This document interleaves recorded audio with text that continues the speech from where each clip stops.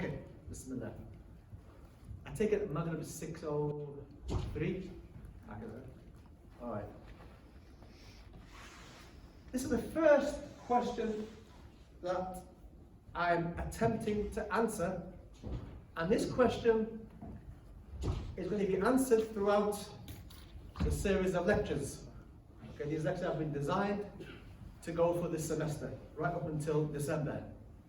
Okay, such as the sheer amount of information and points that it's been designed in a way to reflect your mindset, and bearing in mind the type of things you guys will face, the questions that come out of the first class or the second class, normally kind of understand what the type of questions you will kind of pop into your mind. So then we design lectures to answer those questions that will come further on, inshallah. But specifically, this question is the whole emphasis of what we're trying to do.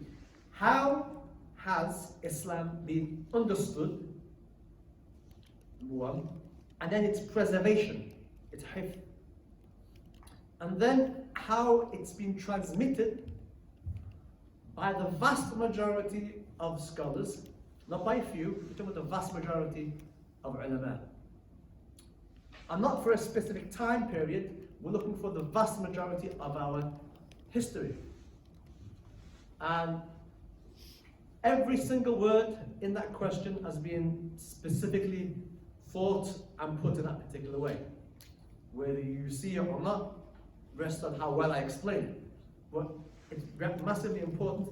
And today, inshallah, you will have an answer to part of this today, inshallah. And number two, how to recognize who is an authority and who is not. Everybody follows someone. Okay, you follow someone. Someone's interpretation. But the question begs, whose interpretation are you following? And then are they qualified? And what makes them qualified? How do we judge?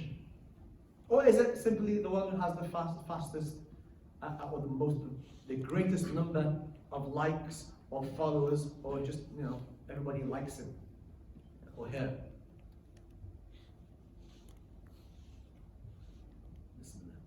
This is a hadith narrated by Imam al-Tirmidhi. My ummah, and specifically the ulama, scholars, when they, in the commentary of this hadith, they specifically mean the scholars.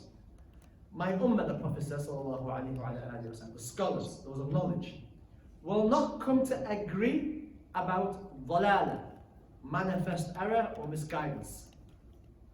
They won't. The idea that all the greatest ulama, for the vast majority of our history, got something wrong is simply rejected. Because it goes against the very nature of the preservation of this deen that Allah Azza wa Jalla has said, I have preserved this faith, I have revealed this faith, and I will preserve it. And what kind of preservation if all the ulama, the vast majority of the ulama, got something wrong for the vast majority of time? Where's the preservation that Allah promises? So historically, the ulama, will not agree on something that is wrong. Okay? Again, for those who are not listening, there's always people not listening. I don't mean a few in a few era. I'm talking about the vast majority of our ulama, for the vast majority of our time, historic time, 1,400 years. If they've all agreed on something or a particular interpretation or a particular way, then to say that it is wrong or misguided, and we in this age know what's right, you are entitled to take that if you want, but safety in numbers.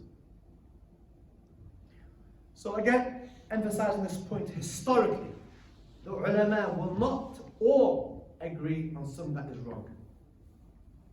Now, I'm not saying that they are what's called infallible, ma'soom. They can make mistakes. But the idea that every major scholar of the past, if they all got it wrong on this particular issue, and we now, in this age, got it right or know what's right, and is looked at with deep suspicion. All right, again, the 3 dimensions of our deen. Who can tell me? Who can tell me? This is where I sit down for a few minutes. The 3 dimensions of our deen.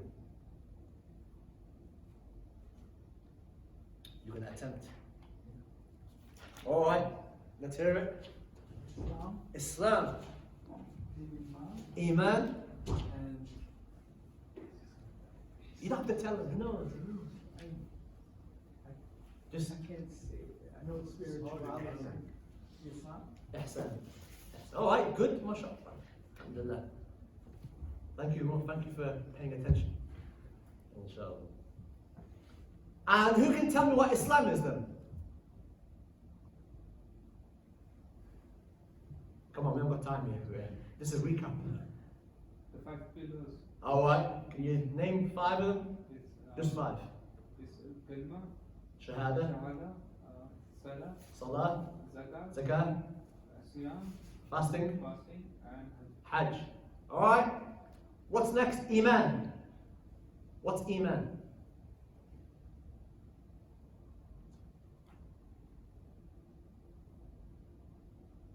I expect you. Ah. All right. Tell me 6. Iman billah, To believe in Allah, His angels, His angels, messengers, His messengers. Which messengers? and just the ones in the Quran. All of them, yeah. Yeah. Okay.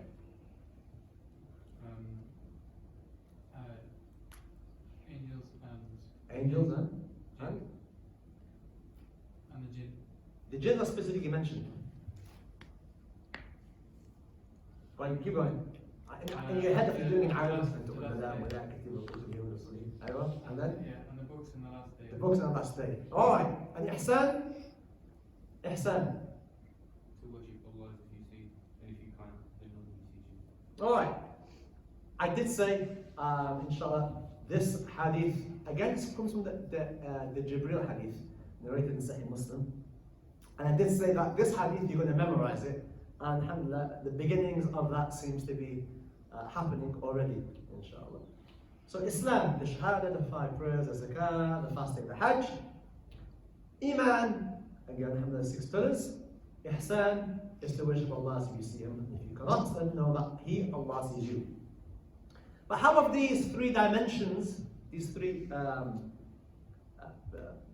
edifices of our deen, how have they been understood, transmitted, and preserved? And what form did it look like? Well, in Islam, the fiqh, jurisprudence, as preserved by the madhabs, the 4 schools, was primarily focused on Islam, the shahada, the 5 prayers, zakat, fasting, and hajj. And then obviously they went further into business, marriage, inheritance laws, divorce, justice, crimes, punishments, right up into governance. The average book of fiqh, jurisprudence, deals with those aspects. Fiqh, jurisprudence, and the madhabs do not deal with iman. It's not their expertise. Not to say they don't know it, but that's not their expertise. It's a different field. All right? It's like biology, physics, and chemistry. All right? There's overlaps, but generally there are 2 or 3 specialized fields of expertise. So Iman and the 6 pillars, that has been primarily the focus and the expertise of the science of Aqidah, the subject of Aqidah or creed. Okay, so Aqidah covers those 6 things. And historically, Aqidah or Ilm al-Kalam, or the knowledge of Kalam, dealt with these things. Okay? And there's a lecture coming on that in the near future. And then Ihsan, to worship Allah as if you see Him, that has been the focus of in Islam what is called spirituality or tazkiyah. Okay, and historically that's fact. And you can say, well, how is that fact? Well, tonight, inshallah, bi'idhnillah, you will see that Islam has been preserved by the madhabs, as I will continue speaking about tonight, inshallah. All right. Hands up, just have a read of that. How many of you would identify as being one of them? Don't tell me which one. If you want to, you can. But how many of you would identify one of those categories? Just hands up.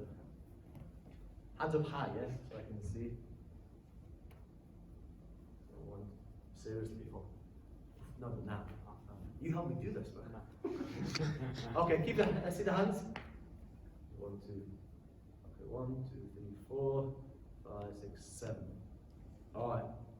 Anybody want to say which one they are? It's up to you. Follow my parents. Follow your parents. Okay. Anybody else? They don't have to. Third one. Which is? I I just took a mine. Okay. All right. The Prophet, the Sahaba didn't follow one. Then why should we? Common objection that people in this age throw around. And the fact that it is something that in this age has become very popular, more so when I was young, basically tells you everything. The fact that this was a given in the past, now it's kind of like looked at with suspicion, tells you everything perhaps you need to know. No objection. Why can't we just follow the Quran, the Sunnah? Akhi, follow the Hadith. Or ask the Shaykh. Do you need to stick to one? This is now going for those perhaps who identify or know a bit more on this topic. Which one to follow? Are there others wrong? How many of you, okay, the rest of you now, did any of you identify with any of them? I'm kind of expecting everyone's hand to go up. Otherwise, I'm going to ask you which one you are. Because clearly I've missed something out. Alright. Okay. Alright. So, did you ever hand your hand up, did you? You didn't put your hand up. I'll come to you in a minute if you want. So where do you follow? Where do you sit in this, if at all?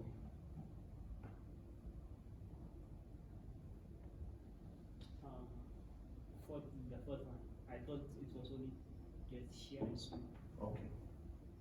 Okay, and yourself, since you volunteered? I'm seeing this the one before. I knew there were others and I just stuck with mine. Anybody else want to volunteer? If I move on? No? Okay, good. Okay, what is a madhab? What is a school of thought? Madhab, school of thought, generally talk about the same thing. A quick definition, again it's a quick definition. And those people a bit more expert in this field may not like this, but it's a working definition, just to get us past this session. A madhab, a school of thought, is a school of thought that generates the rulings of fiqh, jurisprudence, concerning the 5 pillars of Islam, as well as every other aspect of your life. Okay? Again, that's not accurate, but it helps us for our purposes initially. Our timeline, inshallah. Can you see that the 4 Imams, starting with Imam Abu Hanifa, down here at the bottom, does the mouse come up there? Okay, excellent. Born year 80, died 150. This is after the Hijrah. We start as 0 as the Hijrah. He was born 80 years after the Hijrah and died 150. Imam Malik, 93, died 179. Imam Shafi'i, born 150, died 204. And Imam Ahmad ibn Hanbal, 164, died 241. Quickly, briefly, what is like the first thing that comes into your mind about those figures? Talk. They're all very close to each other. They're all very close to each other, okay? What else? They all come after the hijrah. Hand up. They all come after the hijrah. They all come after the hijrah. They can't expect it to come because they They were born after the. So they were born. They were born. Okay, inshallah, it's a good save for it. Yeah, they were not specifically at the time of the Sahaba or the Prophet. Well, at the time of the Prophet. After that. Abdullah. They were all born in the first 300 years after the Prophet. Yes, so the first, you could argue the first 3 generations, give or take. Someone, sister, had their hand up somewhere? No, it's my wishful thinking. Somebody else? Anything else? Could it be that they were just very early on? Yeah, very early on. Okay, so we're talking very early on in the beginnings of the Islamic history. I mean, if you think that we are now in the year 1441, hence the red arrow a bit after, we're now 1441. Okay, so 1441 years after the Hijrah. It also proves that there was a significant person that occurred 100 years or so. Say that again? A significant person that occurred 100 years or so. Okay. Shows that, Yep, it does, inshallah. And yeah, that's something we'll come on to as well, inshallah. Anybody else before we move on? Okay. What about the self? Okay, so questions at the end, simply because there's so much to get done and you guys will get tired and then people may complain. So we'll have the questions at the end. Thank you for reminding me. You did that on purpose, didn't you? To remind me to tell you questions at the end. So good play. Alright, so in this lecture, inshallah, I will answer the following questions. What does a madhab do? Why do we need to follow one? Can we deduce rulings by ourselves? Hadith narrated by Abu Dawud, famous hadith collector. When Allah's Messenger sallallahu alayhi wa sallam wished to send Mu'adh ibn Jabal to Yemen, he asked him, how will you judge if an issue is presented to you for judgment? In other words, he's sending Mu'adh to a place, Yemen, and he is basically saying to him, okay, how are you going to answer questions that will be asked to you, because I won't be there, so you won't be able to ask me. So how will you deal with questions that inevitably will be asked? It's a good question. And Mu'adh ibn Jabal, may Allah be pleased with him, said, by what is in Allah's book, the Quran?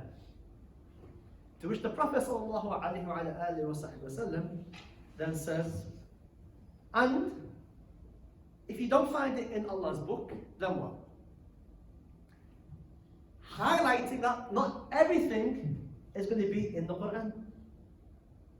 Otherwise, why would the Prophet say to him, okay, so now if it's not in the Quran, then what? If there weren't aspects that were directly tackled, if at all, in the Quran. To which Mu'adh, may Allah be pleased, said, then by the Sunnah of Allah's Messenger sallallahu alayhi wa sallam. In other words, what the prophetic sayings, what I know from the prophetic sayings, what you've told me to do, what you've told me not to do, how you've done things, your actions, and those things which you've remained silent on. That's all the Sunnah. Alright. To which the Prophet sallallahu alayhi wa sallam then said, and if it's not in the Sunnah, let's say it's not in the Quran, and it's not in the Sunnah. Now what? What are you going to do now? Then I shall strive on my own judgment. And the emphasis on judgment here, أجتهد رأيي. I will strive to reach the answer based on my own judgment, based on knowledge. Based on knowledge. Okay, not just I'll just go with the flow. Mu'adh ibn Jabal is a great companion.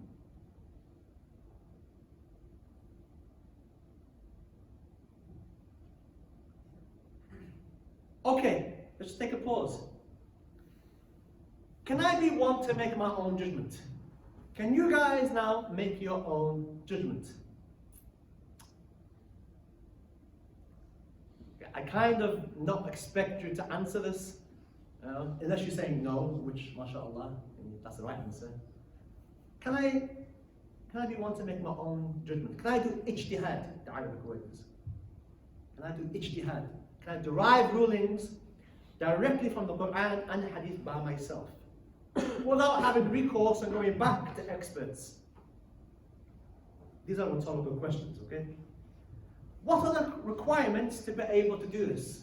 All right? Is there a particular level of knowledge that we need to have first? Or is it just turn to page in the Quran, take that verse of Quran out, or just look at the Hadith, find the relevant Hadith in English, but I can't speak Arabic, and then just pull it out and then just Bismillah, just go with that? And if that's the case, then how hard is it to become qualified? If we're now saying that we have to be qualified, we are unqualified, so then we need to be qualified, then how much qualifications, how much do I need to know? And how much time is needed to be able to reach this level? And the teacher, obviously I need a teacher. Someone needs to teach me. And then I need to be authorized. I need to be, said, I need to pass some tests. I need to be authorized to be able to go on and teach and do the ijtihad. And obviously I need to be God-fearing. I need to fear God. If I don't fear Allah Azza wa Jalla, then I'm going to pull out strange and exotic things that nobody's ever heard of before and say, this is what Islam says. And this is the age of strange and wonderful things. So where can I find such a scholar? A scholar like Mu'adh ibn Jabal. That's what we're essentially looking at. And if someone claims to know, let's say I know someone who can do this, can make their own judgment,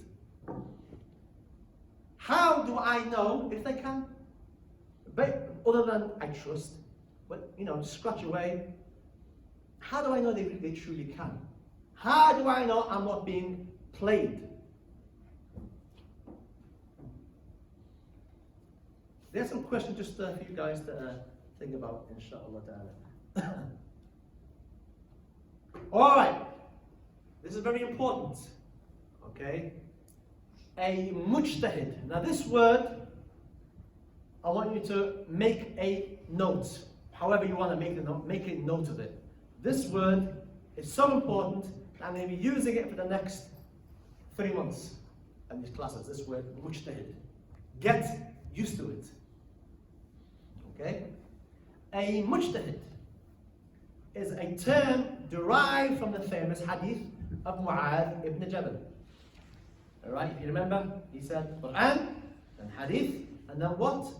I will do ijtihad. I will try and work it out to reach an answer. He is then called a mujtahid. So a mujtahid derived from the famous hadith of Mu'adh ibn Jabal. That's where the term comes from. It's a special, specific term in the Sharia. So, a mujtahid is a scholar, alright, qualified to perform ijtihad, alright, defined as personal effort to derive a shari'i ruling, a ruling from the Sharia, from the revealed sources, from the Quran and Hadith. So, putting it simply, hypothetically, I am a mujtahid, hypothetically, because I'm not. And I will go through a process to look at the Quran and Hadith to derive a ruling. So I'm the mujtahid performing the task of ijtihad, which then brings out the ruling that I need. Alright, do you understand that going forward? If I haven't explained it correctly, put your hands up. If you want me to explain it again, by all means. We need to understand this going forward. It's Anybody want me to repeat that? Explain it. All right, excellent. One person tell the truth. So, again, the word it's Arabic, right? A mujtahid is a name that is given to a scholar. So hypothetically, I'm a scholar, and I've reached a rank where I'm called a mujtahid. So what does that mean? It means that I'm qualified to go directly to the Quran and to the Sunnah and to extract a ruling. The extraction, okay, in Arabic is called ijtihad. Alright? That's all it is. Mujtahid, scholar, who does the practice of ijtihad to extract a ruling from the Quran and Hadith. So personal effort to derive the Sharia ruling, halal or haram, whatever the ruling is, from the revealed sources, the Quran and the Sunnah. So the chief task is the actual process to derive, called istinbat, originally signifying in Arabic, bringing up water with difficulty from a well. So that's the Arabic usage. Istinbat in Arabs, in language, was to bring up water with difficulty from a well. The idea is that this process of deriving, it's called istinbat here, is very difficult to do. It requires a very high level of knowledge. It requires difficulty, the same type of difficulty that a person perhaps with going to a well and then bringing up water. It's not easy to do. Has anybody ever gone to a well and taken water out of a well? Alright? It's not easy. There we go. It takes effort. Alright? According to most scholars and experts who has fully mastered the sources of the Quran and Hadith and fulfilled a variety of necessary scholarly conditions, is not permitted to follow the prevalent rulings of his school, but must derive the rulings himself from the revealed source. In other words, what this means is this: once you've reached the level that Mu'adh ibn Jabal reached, for example, then you are relieved from following scholars, because you're a scholar yourself. You have the aptitude, you have the ability now to go to the Quran and Sunnah and derive rulings. You are no longer obliged to follow scholars because you are a scholar. You can choose to forfeit your opinion to follow no scholar's opinion, but you then have the ability to do and to reach your own decision. Okay? So again, simply put, mujtahid is a scholar who has reached a level who can go now to the Quran and Hadith and derive the rulings. He's a scholar at the highest level, putting it simply. Alright. Did the Sahaba differ at the time of the Prophet? Before we pray Maghrib, at the time of the Prophet, if you had a question, what would you do? You asked the Prophet, sallallahu alaihi wasallam, right? After the Prophet passed away, sallallahu alaihi wasallam, who did you ask? The Sahaba, Abu Bakr. And this is something important, that not all the Sahaba were scholars. And this is I'm not being disparaging. Not all the Sahaba were scholars. Right? Some of them were farmers, some of them were businessmen, some of them were military geniuses. They all had their expertise. A specific amount of Sahaba were scholars. Spent more time with the Prophet sallallahu alaihi wasallam. Learned from the Prophet sallallahu alaihi wasallam. But did the Sahaba differ at the time of the Prophet? We will stop there, inshallah, because we will pray Maghrib. Those of you who don't have wudu, don't leave a pool of water in the disabled toilet that you were probably going to use, inshallah. Otherwise, we will pray, inshallah. So, what is a person who can directly take rulings from the Quran and from the Sunnah? What is he or she called? Hands up. Alright, there's movements, which is good, always a good sign. Bismillah, ladies first. A mujtahid. Alright? And a mujtahid does what? Abdullah? Ijtihad. Ijtihad. Okay, alright, paying attention. And ijtihad is? None the Arabs, just leave the Arabs out there. Which is what in English? Taking rulings directly from the Quran and Sunnah. Good, alright. Had you not got that, everything else would fall. Everything is based on that today. Alright, these are terms that the average Muslim will not know, but you guys are people who are studying at a particular level in which these terms that you have to know. You have to know. Alright. This question you're probably asking, why are you asking this particular question now? It has a purpose.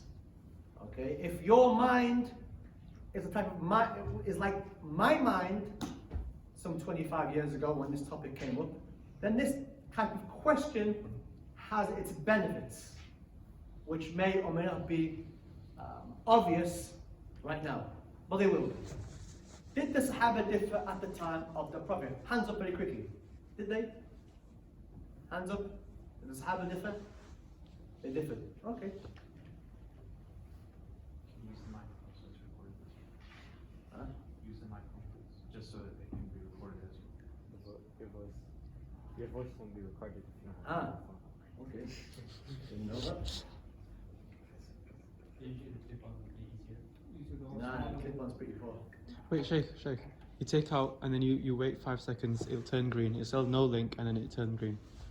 1, 2, Oh. 3, 4, 5. There's no green. It'll turn green. Oh, is it muted? Nope. No, it's Oh, wait, here's a red. Yep. There's a red. And then it turns green. Let's count to 5. 1, 2. There we go. 5. Okay, Bismillah. What was I talking about? Did the Sahaba differ? Ah, did the Sahaba differ? Click on the PowerPoint. Hmm? Click on the PowerPoint. Use the mouse.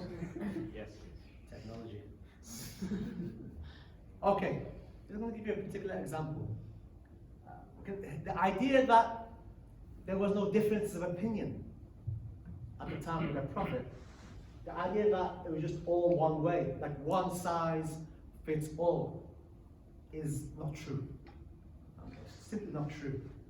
So the idea that today, in this age, 1,400 years later, there's only one size fits all, there's only one answer, historically wasn't even the case at the time of the Prophet himself, with the Sahaba sallallahu alayhi wa sallam. And there's a famous example in which the Prophet told the Sahaba, who are in this particular incident occurred around the battle of Bani Qurayza, in which the Prophet said sallallahu alayhi wa sallam, do not pray Asr until you reach your destination. Do not pray Asr until you reach your destination. Simple, right? What's the difference? But when the Sahaba then set out, and the journey took longer than expected, the question arose that now the time will come in where Asr will go out. And we either stop and pray Asr, or we do what the Prophet said literally, do not pray Asr till we get to our destination, and then we pray Asr there, which will then be out of its time. See?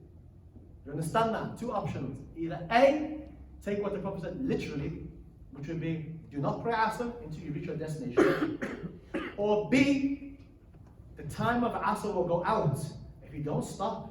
If you don't pray Asr now, and we reach our destination, Asr will go out. Which is obviously not a good thing, you could argue.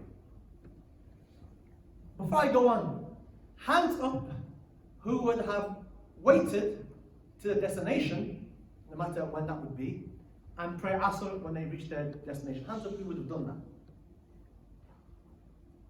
Hands up high. Okay, not Brexit, 3 hands up. And how many would have done the opposite. And by the opposite, I mean what? Stop and pray. So hands up, let me see. Okay, you have your hand up either way. In the middle. Yeah, okay. Alhamdulillah. All right. This, as was typical of the Sahaba, whenever something of this nature happened, they would always refer back to the Prophet himself, sallallahu alaihi wasallam. And the Prophet did what? He essentially gave both sides validity. Both were valid. Both were valid. Despite them saying, the Prophet said, don't pray Asr until you reach your destination. So literal. You were following, and to do otherwise is disobeying the Prophet. And others said, well, hang on a minute, let's use our rational. Let's use our aql. Let's use our minds. Surely if we take that literally, then there's a context.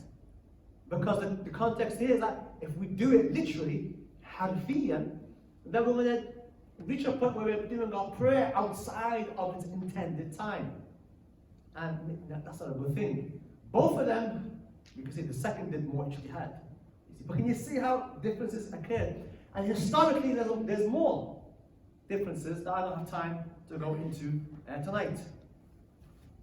And the interest that the Prophet gave both sides validation in all of these situations in which there was valid ijtihad. All right, Sahaba who were mujtahids. The idea that the Sahaba were not mujtahids, okay, meaning scholars at the level of being able to go to look at the Quran and Sunnah directly and extract rulings directly. The Sahaba, some of them reached this level. Hence, Mu'adh said, if it's not in the Quran, the Sunnah. If it's not in the Sunnah, I will do ijtihad. I will derive a ruling from the Quran and the Sunnah. I will extract, inshallah. I'll do ijtihad. So, Umar ibn Khattab followed certain rulings of Abu Bakr. And he said, I would be ashamed before Allah to differ from the view of Abu Bakr. So the idea that Abu Bakr was a mujtahid. Yes. And Umar in certain rulings would follow. Okay. There was a particular situation at the time of the Khilafah of Abu Bakr in which Umar said that the Huffaz of Quran, the memorizers of Quran are now dying. And with them, eventually the Quran will be taken with them. In other words, we don't have a standardized version of the Quran because they memorized the Quran. It's an oral tradition. Abu Bakr then was asked, it was demanded by Umar that we need to gain the Huffaz of the Quran that remain and get them to write down the Quran and we get it proofread so it's standardized. Otherwise, the Huffaz that are left will die and with it will go the Quran. But we know Allah will preserve His deen. Abu Bakr's initial reaction was like, how can I do something that the Prophet never did? The idea that I can't do something the Prophet never did. In other words, the Prophet never did this, so how can I? And I do not want to be the one to open the door to something that the Prophet never did. I don't like Khilafah being known for that. And the famous reply from Umar ibn Khattab was like, but this is good. And what's the alternative do we have? The Huffaz die and the Quran's lost. That's not an alternative. And he managed to convince Abu Bakr to gather the Huffaz of the Quran that remained, and the Quran was written in its entirety. Okay, this is the first phase of the standardization of the Quran very early on. They memorized it, and people memorized the Quran. Like today, we have people sitting in the audience who memorized the Quran. Ibn Mas'ud, the famous companion, in turn, despite himself being a mujtahid in the fullest sense, he would follow Umar ibn Khattab in certain issues. And according to Al-Sha'bi, 6 of the companions of the Prophet ﷺ used to give fatwa. Fatwa is what? Anybody know what fatwa is? That should be in black. Fatwa is, Abdullah? It's an Islamic ruling. Yeah, an Islamic ruling. You have a question, you go to the Sheikh, the Mufti, and he will give you a fatwa. It's halal, it's haram, it's permissible, it's not permissible. So 6 of the companions of the Prophet used to give fatwa. In other words, these 6 Sahaba were famous for people going to them and gaining answers to their questions. Ibn Mas'ud, Umar ibn Khattab, Ali, Zayd ibn Thabit, Ubay ibn Ka'ab, Abu Musa al-Ash'ari. And obviously we have Aisha and there's others, but these 6 were quite famous. What starts to happen is you have specialization amongst the Sahaba. Specialization. The certain Sahaba become famous for their aptitude in knowledge. You see, and some of them were more easier than others. If you wanted ease, the certain Sahaba you get an answer from. If you wanted a bit more harsher, then certain Sahaba. This is quite well known. And out of these, 3 would abandon their own judgments in favor of the judgments of 3 others. So Abdullah ibn Mas'ud would abandon his own judgment for the judgment of Umar. And Abu Musa would abandon his own judgment for the judgment of Ali. And Zayd would abandon his own judgment for the judgment of Ubay ibn Ka'ab. The idea that we follow scholars is nothing new. Since they did this, then who are we to say otherwise? Alright, question. What is the authority in our sacred law? Sacred law means the Sharia. What is it? What's the authority? If somebody said to you, what's the authority?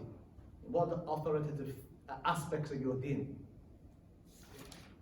The Quran, who said that? Alright, Quran. What else? Hadith. Another word for hadith would be sunnah. Alright. What else? Ijma' of the Sahaba. Ijma' of the Sahaba. Who knows what he's talking about? Nobody. Which is this kind of thing that I will. And the next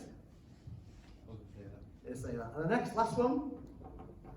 Okay, never mind. Didn't expect anybody to get it. But historically, in our deen, there's an authority in our sacred law. The Quran is the highest authority. The Quran is the highest authority. It's the word of Allah Azza wa Jalla. Then it's the Sunnah, the traditions of the Prophet. Very important. That covered what he said, what he did, and the things he kept silent on. 3 aspects. So what he said, what he did, his actions, and the things he kept silent on. That's all the Sunnah. Okay, so the idea that what the Prophet did is also a Sunnah. Okay, even though he might not have said it, things that he did is also a Sunnah.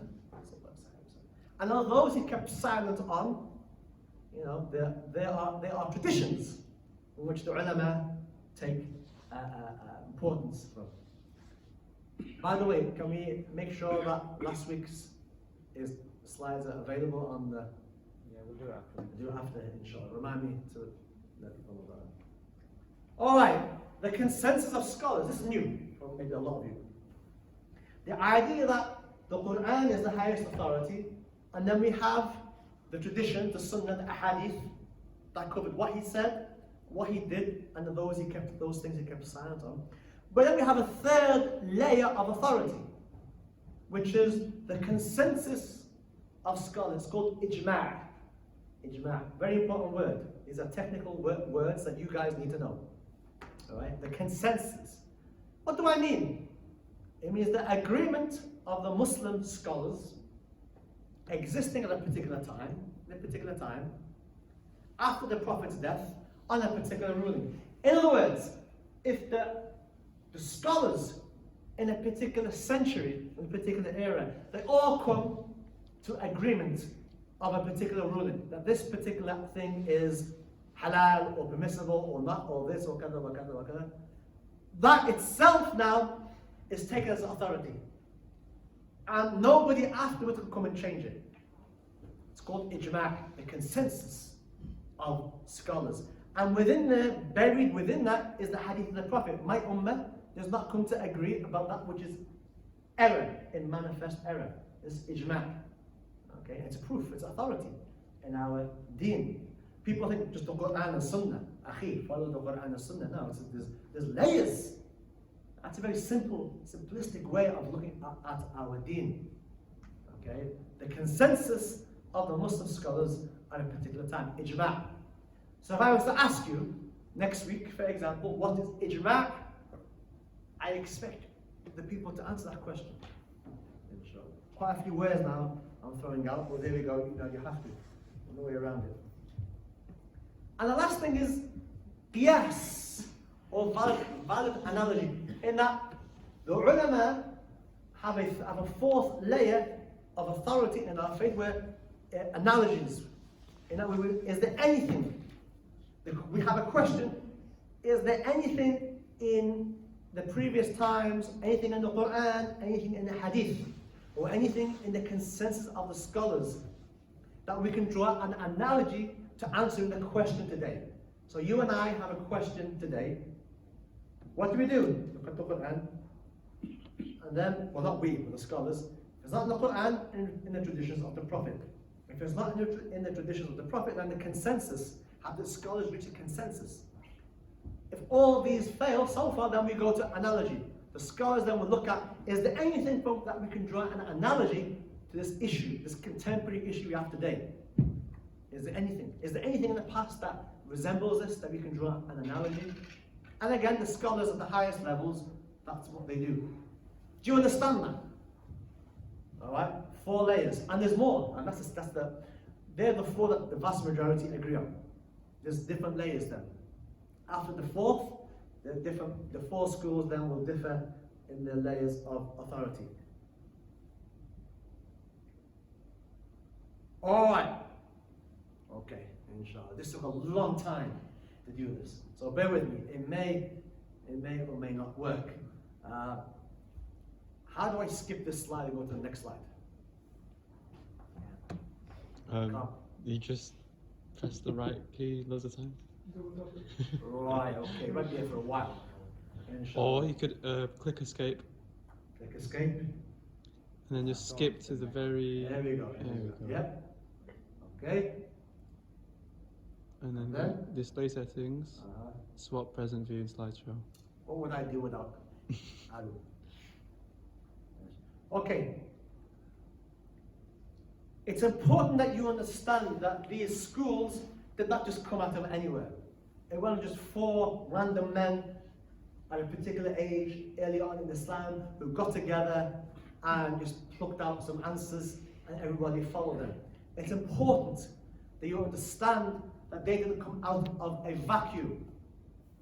It's important that you understand that they came out of a tradition, a transmission of scholarship. Okay? So, the Prophet Muhammad sallallahu alayhi wa alihi wa sahbihi wa sallam, he taught who? The Sahaba. And the Sahaba, before I go on, you have the Prophet and you have the Sahaba. The generation after the Sahaba is called what? The Tabi'een. Alright, it's very important to get these terms. I'm sorry, these terms, if they're too much, I can't do anything about it. We need these terms. You guys are all university students.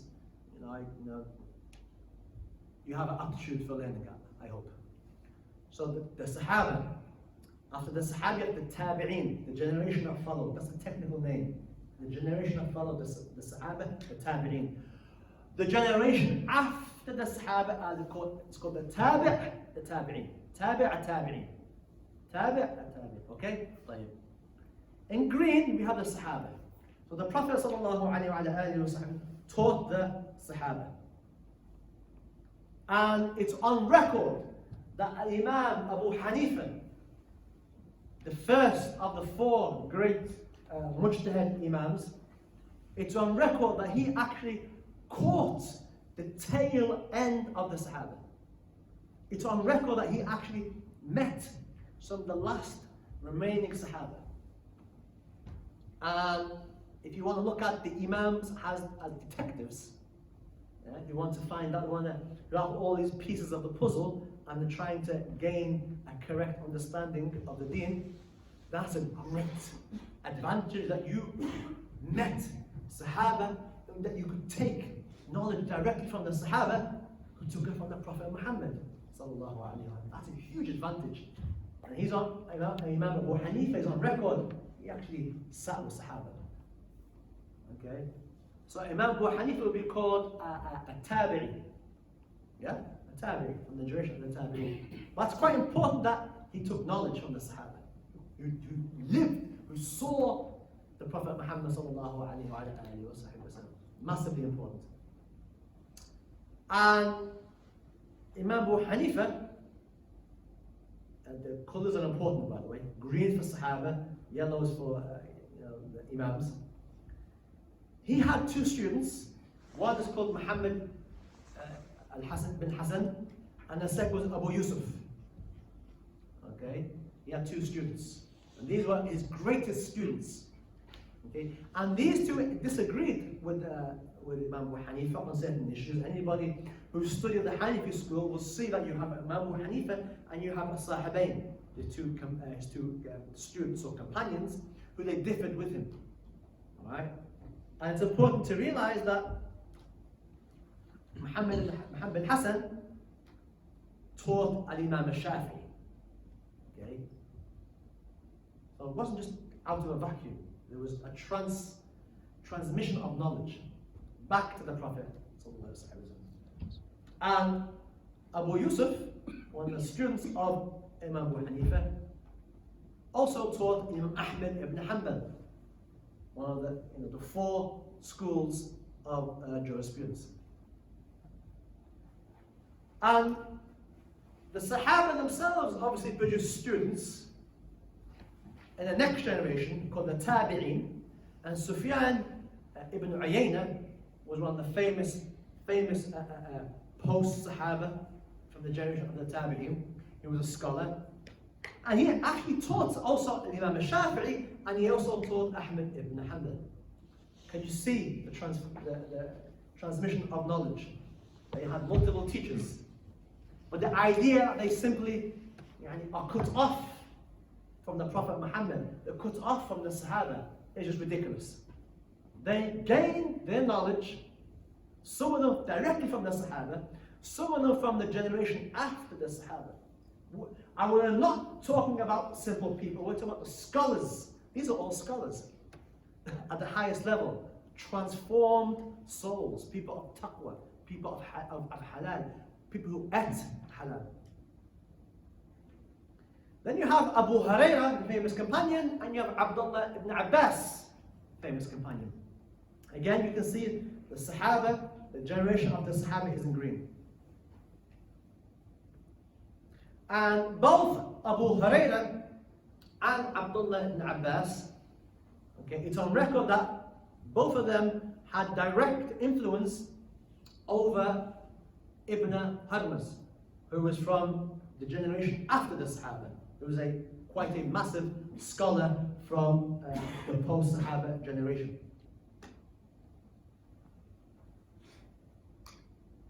And you have Aisha, who's also a scholar. Aisha is a mujtahida. Aisha is a scholar in her own rank. There's a book in which one of the scholars of hadith wrote, in which he lists the incidents in which hadith or things were mentioned that were related to the Prophet, in which what was said was incorrect. Not intentionally, but it was a mistake. And then she corrects it. No, the Prophet didn't say that. The Prophet said this, and that. No, the Prophet meant this, kada wa kada. And then, she was known for doing that. And obviously, the Sahaba, they listened to her. And something, on Wednesday I was mentioning about we need women scholars. We don't have women now at any level of scholarship. It's like it's not just for men, it's for women. And Aisha taught Nafi' ibn Mawla of Ibn Umar, who was a freed slave.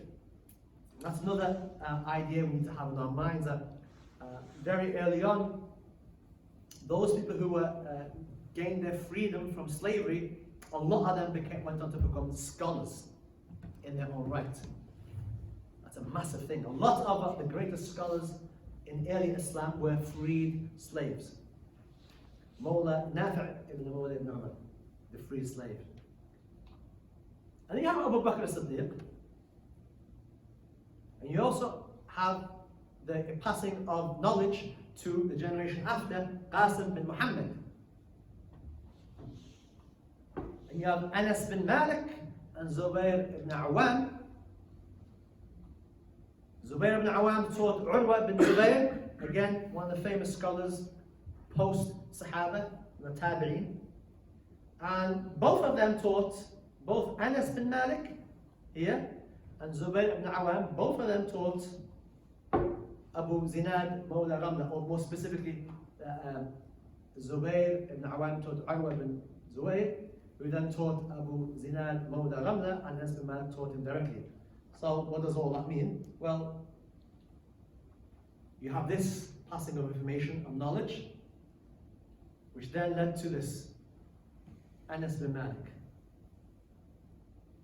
Okay, and this is very simplistic. It's a lot more complicated than that. This took a long time to do, and I saw a more detailed version that just gave me headaches. I think just close it. But this is the most simplest version. One last thing for you to take home, and again, this will be in the slides.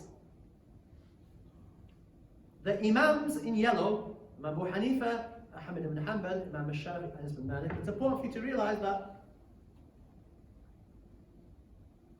Imam Abu Hanifa taught, and we don't have the red line, but Imam Abu Hanifa taught Malik.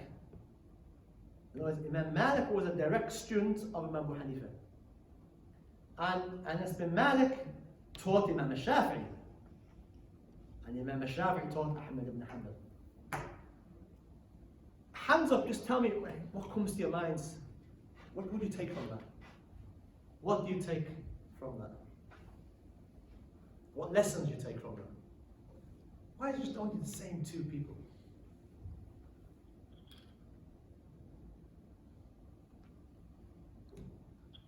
What do you take from that?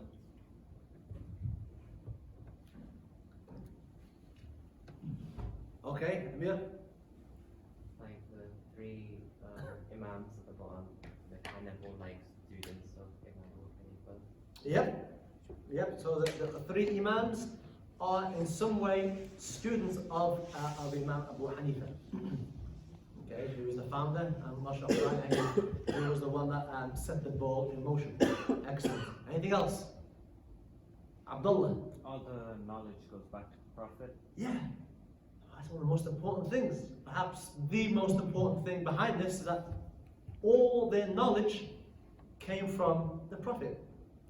So the idea that akhi, follow the Quran and Sunnah, don't follow Shafi'i. This idea that if you're following, if I'm somebody who follows the Shafi'i school, the idea that I'm somehow not following the Quran and Sunnah is plainly ridiculous. It's false. Why is it false? Because where do you think Imam al-Shafi'i took his knowledge? Who taught Imam al-Shafi'i? And who taught his teachers? It all goes back to the Prophet. So the idea that we don't follow these Imams, we follow the Quran and Sunnah is ridiculous. Because it implies that the Imams themselves have brought something new to this deen. It implies that the Imams themselves are not following the Quran and Sunnah, which is ridiculous. And you could say it's backbiting. That's backbiting, right? Backbiting is saying something about somebody. If they were to hear it, they would get upset. So saying that Imam Malik, Imam Abu Hanifa, they're not following the Quran and Sunnah. All right, it's haram. Backbiting. You could say it's collective backbiting. First of all, you're backbiting scholars, and it's collective backbiting. And they're dead as well. It's haram. Anything else you want to pick up from this? Ishaq? All four imams had a good understanding of each other. Yes, and inshallah, I will end tonight's class by reading to you short biographies of all four. I think it's important that you have a understanding of the lives and the piety of each of these four great imams. I think it's very important. I think it's the icing on the cake. Anything else, sisters?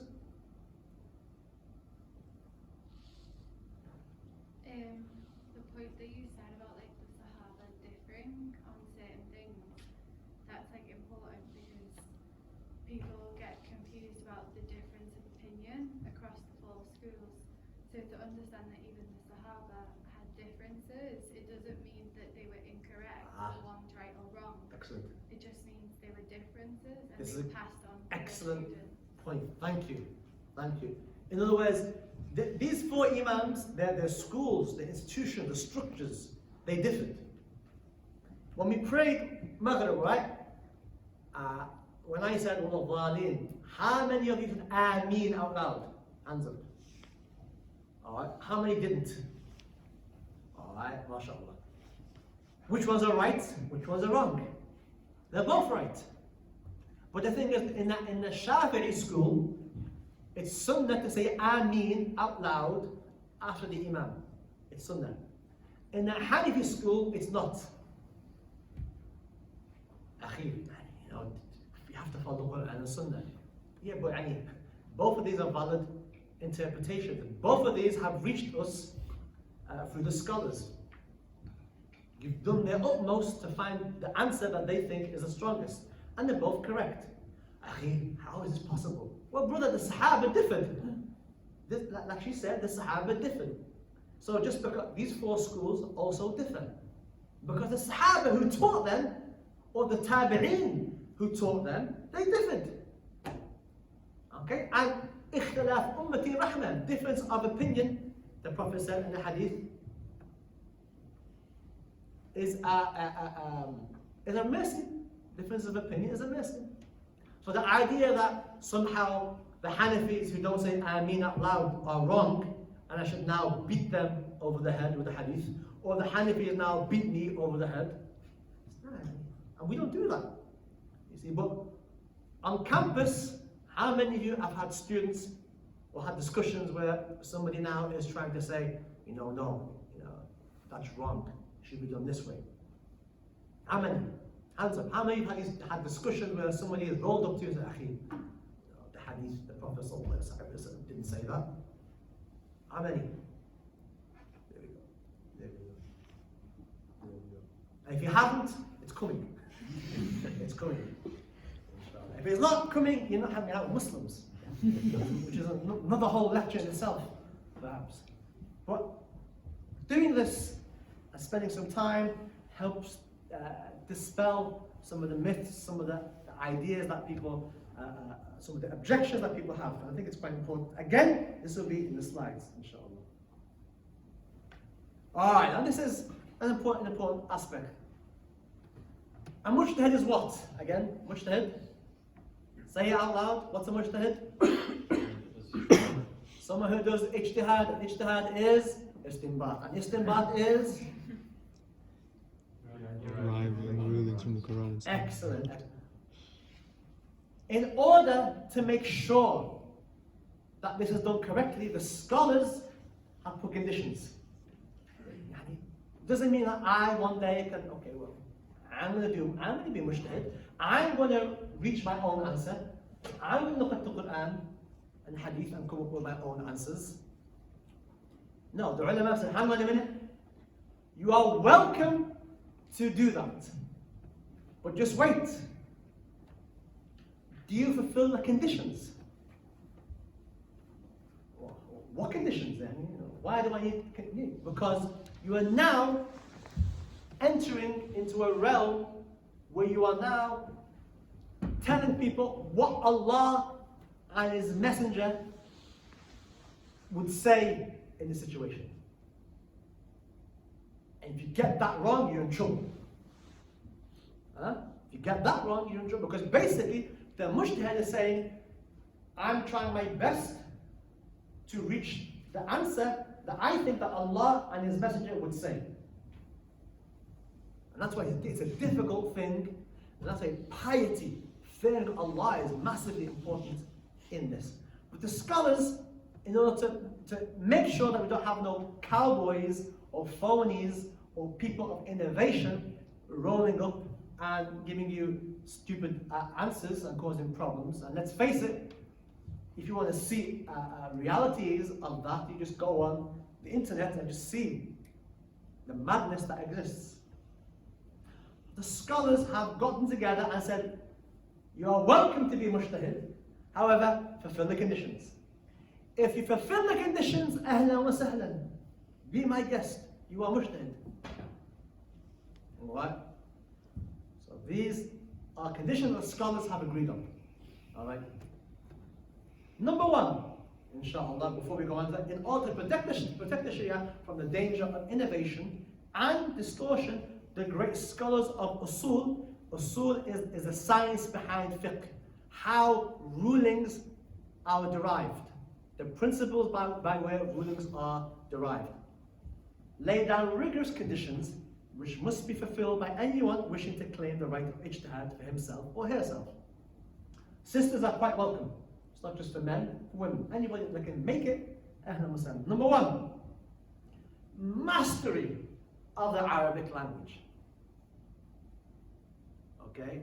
Why? To minimize the possibility of misinterpreting the Quran and the Sunnah on a purely linguistic grounds.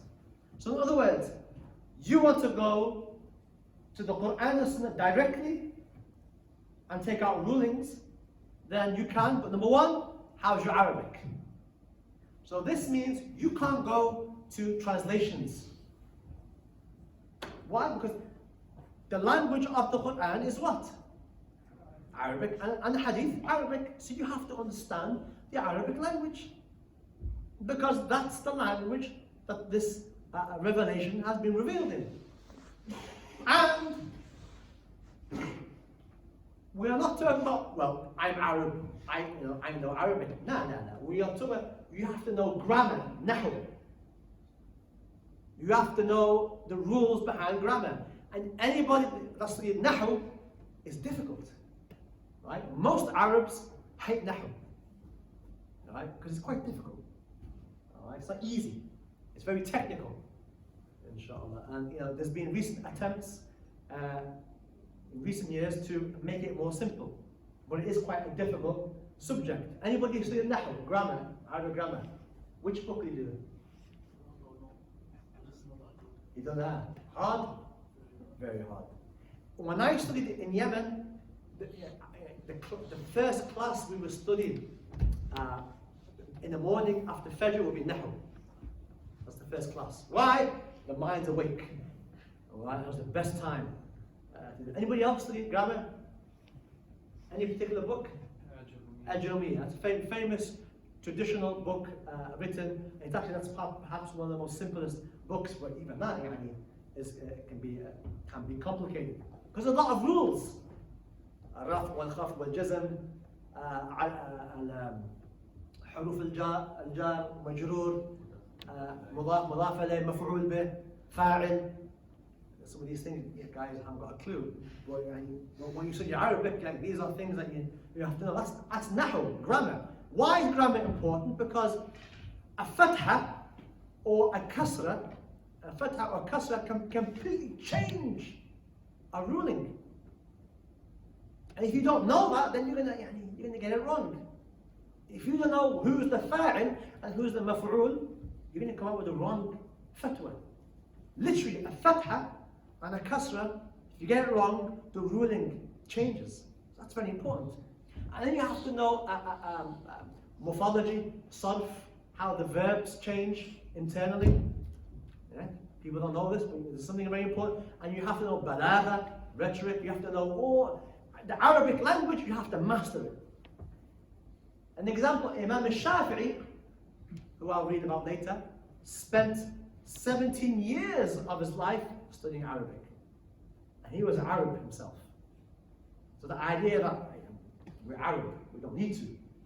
Imam al-Shafi'i, who was Arab himself, spent 17 years learning Arabic from the Bedouins, because the Arabic of the Bedouins was the most purest, because it wasn't mixed in with dialects in the cities. And that's why the Prophet ﷺ was sent at a young age to the desert, because it was more purer. The language was purer, the health was purer, the environment was more purer. But the Arabic, Imam al-Shafi'i, 17 years of his life. You tell me, 17 years studying a subject. There we go. That's just one subject, by the way. To be a master of all languages, all the aspects of language. Number 2, and I've shortened it, but this can be 5 lectures by itself. Profound knowledge of the Quran. Just stop there. It means that you know the verses of the Quran that deal with rulings. Obviously, not every single verse of the Quran deals with halal, haram, and makruh. No. But those verses that do, you have to know them. You have to know the verses. And you have to know which verse has been abrogated and which verse was the abrogator. What was the nasikh, what was the mansukh? Because we know that certain verses of the Quran were revealed, and then other verses came after that did what? Huh? That abrogated it. Reject's a hard word. That cancelled the ruling. Now, if you don't know which verses, then you may pull out a verse that says, don't go near Salah when you're drunk. And we've already spoken about last week what that can mean, if you remember. So you have to know the Quran. You also have to know the 7 different variants of the Quran recitation. You have to know that. You also have to know what the words mean. The verses that talk about rulings, what do the Arabic nuances, what those words mean. So in the Quran, when Allah talks about doing wudu, who knows the ayah in Arabic? Alright, let's hear the verse in Arabic.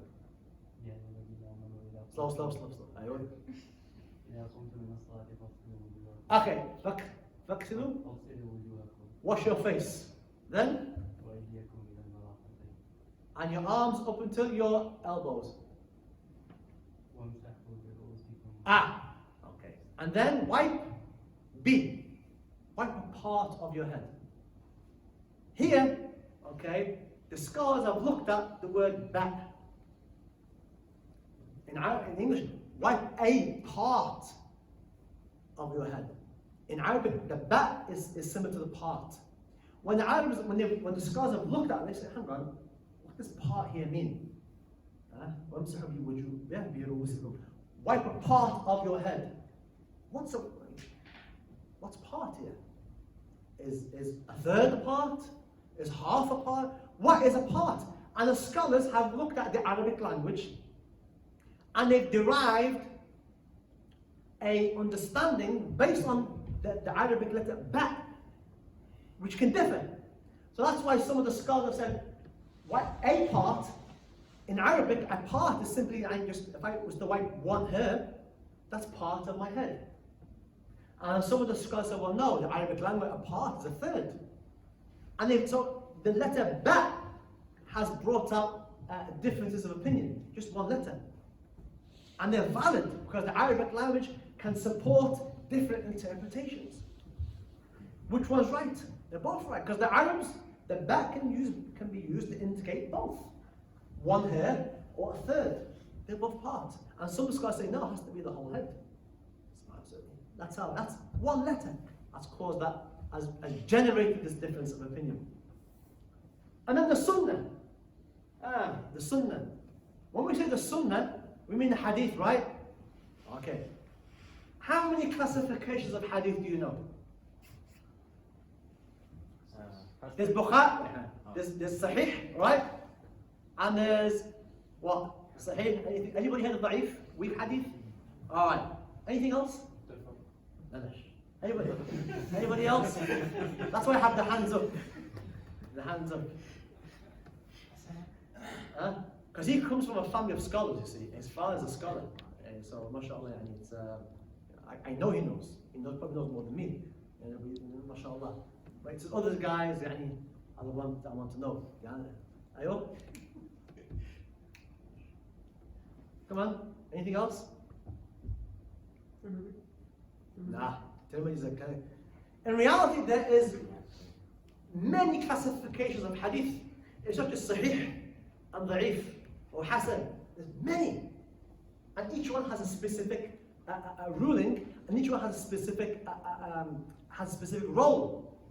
You have to know all the hadith. It's called the hadith terminology is a science in of itself. The different ahadith, munqada', mursal, all these hadith definitions that you have to know. We just know sahih and da'if. There's books, volumes written on hadith, just the terminologies of hadith. And then you have to know, in terms of the Quran, you have to know why each verse came down. What was the situation that triggered the verse being revealed? What triggered the verse to be revealed? What was the situation that Allah revealed the verse in? Because the context to these verses are important. The context of the hadith is also important. So circumstances surrounding the revelation of each verse and hadith. You have to know that. Together with full knowledge of the Quranic and hadith commentaries. You have to know all the commentaries, what the ulama have said on these issues. And the control of all the interpretative techniques that we discussed last week.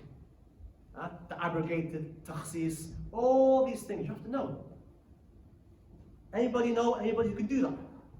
Anybody here in this room can do that. And again, I can spend more, but for the sake of time. Then you have to have knowledge of the specialized disciplines of hadith. Alright, you know the different hadith now, but you also have to have specialized understanding of the hadith, such as the assessment of narrators. In that, this is called ilm rijal, the knowledge of the men. Each hadith is made of two components. The thing the Prophet said, and then the second part is who narrates the hadith. Right? Because it could be Abdullah ibn Mas'ud, it could be Abu Huraira, mashallah, it could be several. But then, who did they relate to? How did it get to us? Who are the men and women who narrate the hadith? And the impact of them on the hadith itself. What do you mean? Well, if there's one person in the chain of narration who was known to have a very weak mind, would forget things, then the hadith itself would decrease in its authenticity. It's still valid, but it decreases depending on the level of forgetfulness. So the men in the hadith have a direct impact on the hadith itself. Do we take it or not? And what do we do with it? And the level that we take it on. You have to know that for all the hadith. That's massively difficult to do. You also have to memorize the hadith, dealing with rulings, and you have to know each hadith with its chain of transmission. Okay? And then you have to know the analysis of the actual text, the hadith itself, which then language comes in, the context comes in, everything then comes into play. Also, you have to have knowledge of the views of the companions, because we know the companions differed on certain things, and the views of the generation after, the followers, tabi'in, and the great imams, and of the positions and the reasoning explained in the books of fiqh, combined with knowledge of cases where a consensus has been reached. You have to know consensus. If the ulama have reached a consensus, you also have to know that as well. Finally, you have to have knowledge of the science of analogy. This is a whole subject. Are we awake? Good, this is massively important.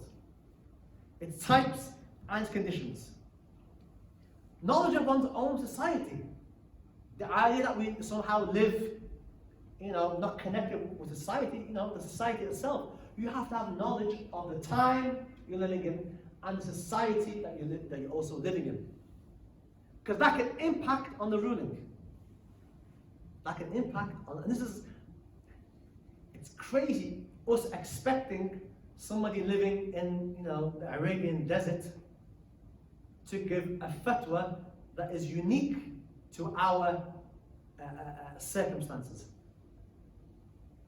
And it's how do you expect? Because the time, the circumstance, the environment they live in is completely different, and that's why sometimes you hear some strange fatwa.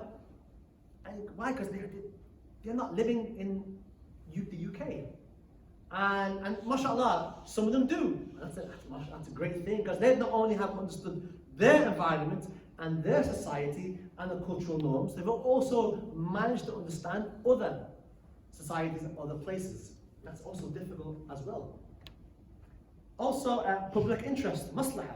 What's in the interest of public? Knowledge, the general objectives of the Sharia, maqasid of the Sharia. And there are 6, if I'm not mistaken. The 5. And a high degree of intelligence. And also, perhaps you could say the most important, piety, fear of Allah. Because you are representing Allah and His Messenger. What's coming out your mouth is basically, you are saying this is what Allah and His Messenger would have said in this situation. You see? It's massively difficult thing to do. And that's why most of the great scholars would run away. Because they realize that if I get this wrong, it's my neck on the line. Combined with the Islamic virtues of compassion, mercy, courtesy, and modesty. Okay. Alright, so a scholar who has to fill these conditions can be called a mujtahid fi shar', or absolute mujtahid. You've reached the highest level. You're at the level of Mu'adh ibn Jabal. You're at the level of Imam Shafi'i, Imam Malik. And you're not obliged or even permitted to follow an existing authoritative madhab. The 4 Imams were examples of this and had a huge following. For a much greater number of scholars whose expertise has not reached such dizzying heights, it may be possible to become a mujtahid in your school. That is, a scholar who remains broadly convinced of the doctrines of his school, Hanafi, Maliki or Shafi'i, but is qualified to differ from the received opinion within it. Some examples: Al-Imam al-Nawawi reached this level. He was a mujtahid within the school. Okay? Qadi Ibn Abdul Bar from the Malikis, Ibn Abidin among the Hanafis, Ibn Qudama among the Hanbalis. And in reality, there are 7 classifications of mujtahid that I'm not going to go into. But you could say that those categories can be reduced in practice into 2, the remaining categories. A follower who follows his madhab while being aware of the Quranic and Hadith text. In other words, the dalils. You follow the madhab and you know the dalils. You know the dalil why we say Ameen out loud.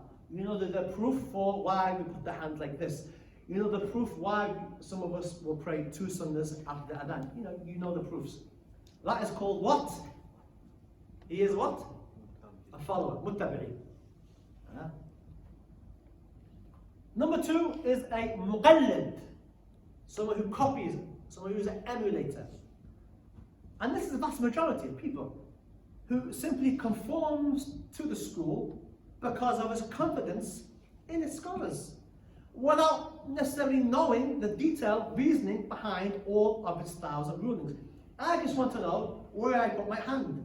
I just want to know, do I say Ameen or not? I want to know how I pray. What do I read? Do I lift my finger like this? Do I put my hand like this? How do I sit? How do I get my zakah? How do I don't want you to tell me all the the rulings. Just tell me the results. And if I want to, I can ask. And obviously you'd have to go away and research it if you didn't have it. But for the most part, I've never found, with few exceptions, no one's ever said to me, what's the proof of that? Except somebody who's confused or wants to argue, in which I walk away and don't have time. So clarity, clearing, it is recommended for the muqallid, the one who just follows, who has trust in scholarship, trust that when he's following a particular school, he is following thousands of transformed souls. It's still, if you want to learn as much as you or he or she can, Bismillah. But it is equally clear that not every Muslim can be a scholar. Scholarship takes a lot of time, and for the ummah to function properly, most people must have other employment. Accountants, soldiers, butchers, doctors, engineers, accountants, physicists, whatever. The Quran itself states that the less well-informed, less knowledgeable, should have recourse to qualified experts. And the tafsir experts, what's tafsir? Well, tafsir is Quranic commentary. The Quran has commentaries. That is called tafsir. And the scholars who are commentators are called mufassirun. They commentate on the Quran. Alright? The people of remembrance are the ulama or scholars. The famous verse of Quran. So ask the people of remembrance if you do not know. فَاسْأَلُوا أَهْلَ الذِّكْرِ. So who are the people of remembrance? The scholars, the experts in commentary in the Quran say that the people of remembrance are the scholars. So Allah is saying, when you don't know something, ask the scholars. Why? Because not everybody has the time or the aptitude to be a scholar. Muslims are enjoined to create and maintain a group of specialists who provide authoritative guidance for non-specialists.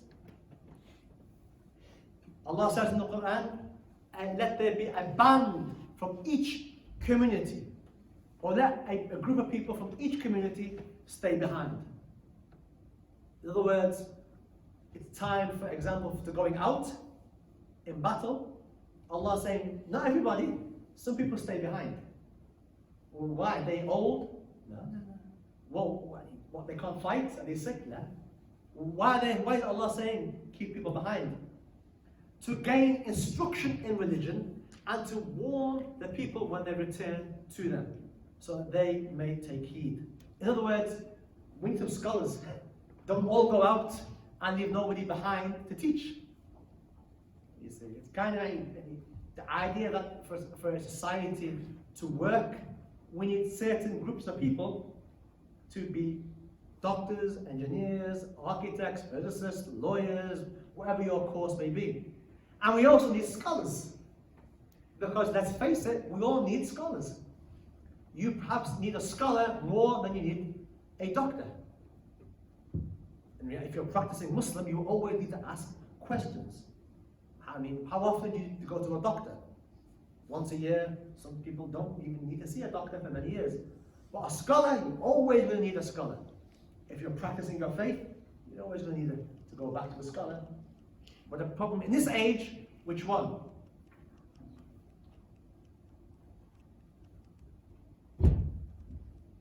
Okay, given the depth of scholarship needed to understand the revealed text accurately, and the extreme warnings that we have been given against distorting the revelation, it is obvious that ordinary Muslims like us are duty bound to follow expert opinion, rather than rely on their own understanding and limited knowledge.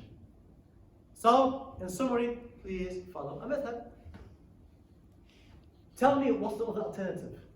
What other alternative do you have? What is it? There is no other valid alternative. That has been agreed upon by scholars. That is the safest opinion. You are welcome to follow the ridiculously amount of keyboard warriors that exist out there that give fatwas. Welcome, but safety in numbers. Alright, here's a summary. Listen, here's where somebody reads. Alright, who's got a deep voice? Nobody. I'll just pick somebody. Who feel like reading? Who is the most sleepiest? Come on. Everyone's woke up. Alright, come on.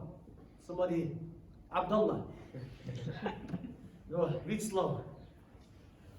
The word madhab is derived from an Arabic word meaning to go or to take as a way, and refers to a mujtahid's choice in regards to a number of interpretive possibilities in deriving the rule of Allah from the primary text of the Quran and the Hadith on a particular question.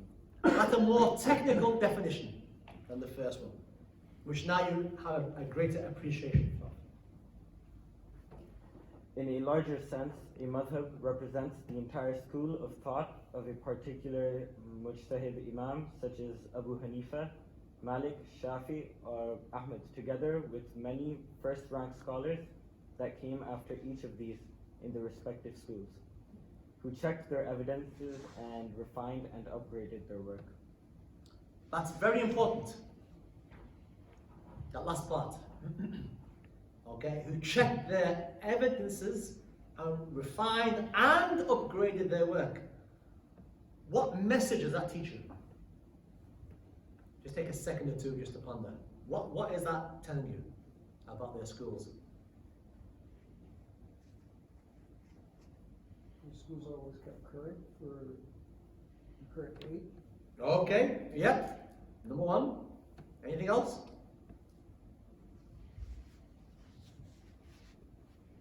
Well, they have been tried and tested amongst every issue. They've been tried and tested, yes.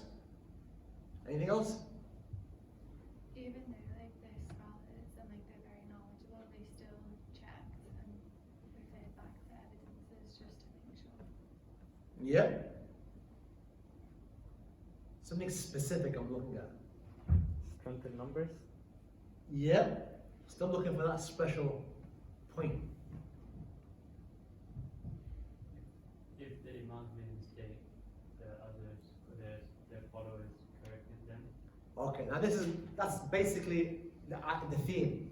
In that when you are following Shafi'i, you are not following a man.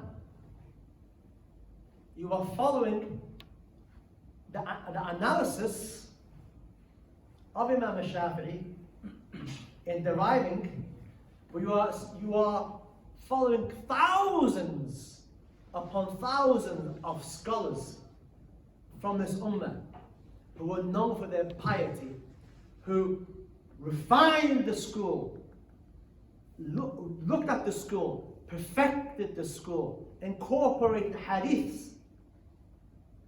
So it wasn't just like we're following Imam Shafi and that's it. That's rubbish. We're following an institution that had the finest, purest minds, overlook it, purify it, and perfect it. And that's massively important for you to understand. Keep going. The mujtahid imams were thus explainers who operationalized the Quran and Sunnah in the specific Sharia rulings in our lives that are collectively known as fiqh or jurisprudence.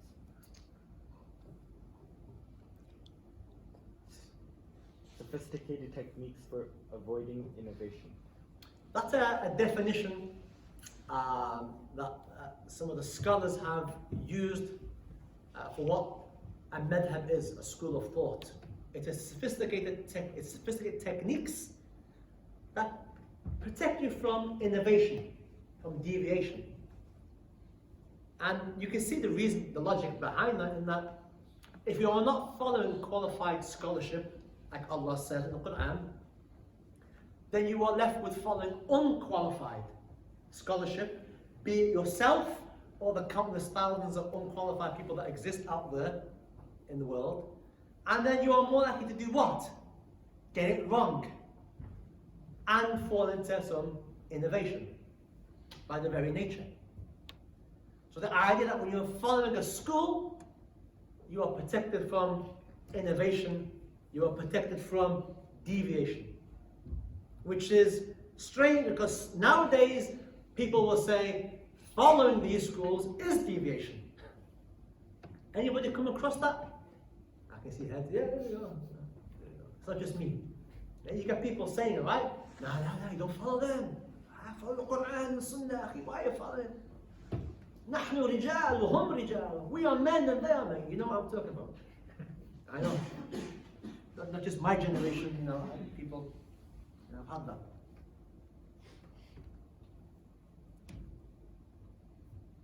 Alright. So what was our original question?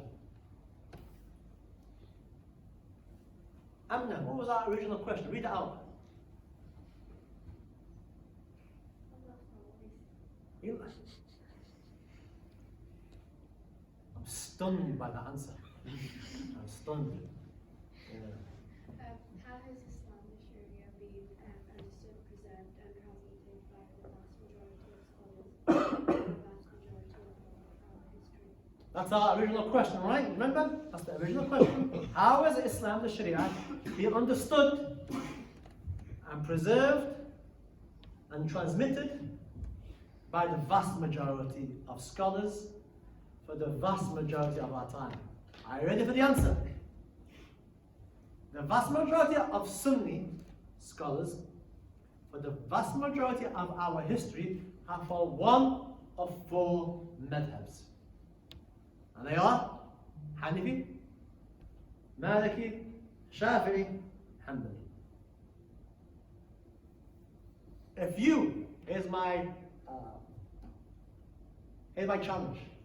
If anybody can come to me and prove to me, listen carefully, alright, you're going to look like a fool, listen carefully. If you can prove to me that the vast majority of scholars for the vast majority of time did not follow those four, if you can come to me with proof, I'll follow you.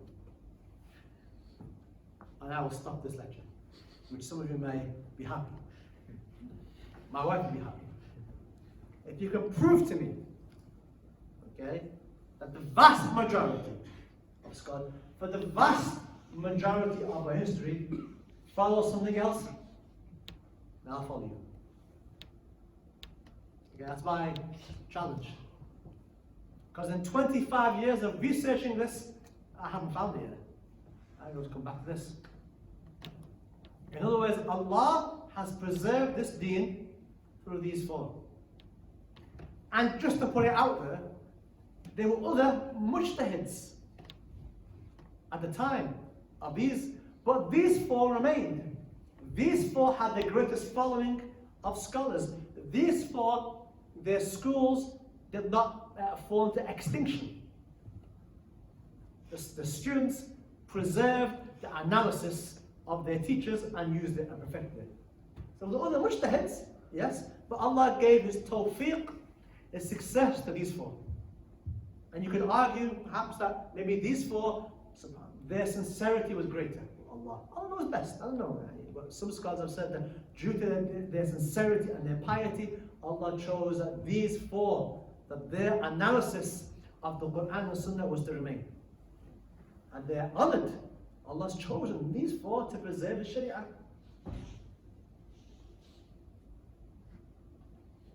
Timeline. Okay? And I'm going to add something. Famous scholar of hadith named with B. Bukhari. Alright, keep an eye out, let's see where Bukhari. Before we go into it, anybody who has his hands up, guess what age are we looking at for Bukhari? Do you know? There's a guess, right? Alright, one. 400. 400. Anybody else? Anybody higher? Lower? Huh? 800 sisters? Take a guess. You don't say anything. Bismillah. You're next, by the way, on the phone. Well, I'm guessing that he met one of the imams, so maybe like Imam Shafi or something. So, throw a number out. I don't know, 200. 200. And you on the phone behind. I wish I'm having husn value taking notes. Exactly what? Bukhari, where would you, you've heard of Imam Bukhari, famous collector of hadith, Bukhari? Well, now you have, inshallah. Where do you think in the timeline he was, you know, where would you place him in our history? Bukhari, the most authoritative book of hadith.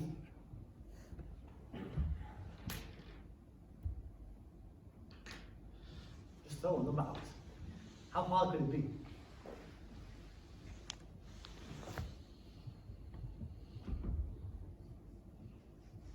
Let's say 600, for argument's sake. Alright, Adam? I want to say 1100. 1100? Yeah. Okay, fair. Alright.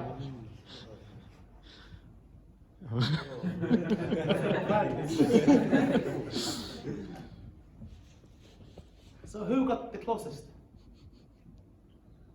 Abdullah? No, not me. No? Who got the closest? Amna? I got. Who lost their voice? MashaAllah. You found your voice just in time. Right. 194, and he died in 256, after the Hijrah. Which, in relation to the madhab, is what does that tell you? Close, right? Alright. Muslim. Look how close Imam Muslim is. Very close. Overlapping. The other four great scholars of hadith. Abu Dawood. Can you see Abu Dawood? Comes up. Nothing's blocking it. 202. And he died 275. But the great muhaddithin, around the same time. Imam Tirmidhi, Ibn Majah, 209, both born the same year. Imam Tirmidhi and Ibn Majah, both born 209, and they died, subhanAllah, very close. Imam Tirmidhi died 279, Ibn Majah, may Allah be pleased with him, and his father died in 273. Very close. So we have 1, 2, 3, 4, 5. One more out of the 6 books of hadith that we're currently known as the 6 books, famous books of hadith. Nasa'i, 215, died 303. And I want you to understand that these 6 scholars of hadith, they followed a madhab. That even despite their knowledge, they still had to have recourse and follow a school. So, what does that mean for you, who's not even memorized 10 hadith? How much more of a priority it is for you, if the great scholars of hadith had to follow. Alright, in the next lecture, I'm going to end off by reading, inshallah, very short, a short biography of these great imams, because I think it's quite important that we know something about who they were and some of the piety that these great imams exhibited. And also, who were these people who Allah chose to preserve His Sharia through?